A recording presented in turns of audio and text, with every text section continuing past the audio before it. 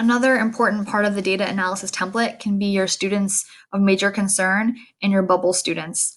Additionally, on this example template, there's a surprising student box. So that can be either positive or negative, but students who really surprised you. And I'll start at the top with the students of major concern here. So these are students who took this assessment and now you feel like they really haven't made any of the growth you'd hoped up to this point. So you want to try to prioritize who these students are and what they need the most support with. And again, you'll notice there's an instructional plan box, just like there was on the other template example. And this is really important because these next steps are the way you're going to make up these gaps for these students. So how and when will they get the support they need?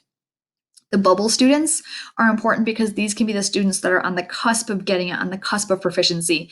And these are the students that are at the risk of not getting the credit for the class or at risk of not getting the credit on the regents, maybe students who might need just that little extra support to get proficient on the state exam. And those bubble students, we really want to focus on where can we give them the most bang for their buck. So where were they on these standards and how can we make a plan for them to get support to make that little jump up into proficiency? Surprising students, again, it can be positive or negative, but the key here is if you watch our formative assessment PD, you should have an idea of where your students are going to be before you give any kind of summative assessment because you've given formative assessment, you've done these check-ins. So if you have students who, after you've done all that, you're still really surprised at their performance, there are some questions you want to ask about that. So if it's a student who did way above what you expected, well, that leads me to have some questions about their classwork and their participation. If it's a student who scored way lower, then I really want to start investigating why that was.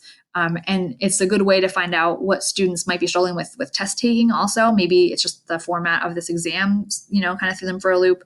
So again, with these students, what's the plan? How are you going to support them moving forward? If they really need some extra support you didn't anticipate, you want to make sure you've noted that and you want to make sure they're going to get that moving forward.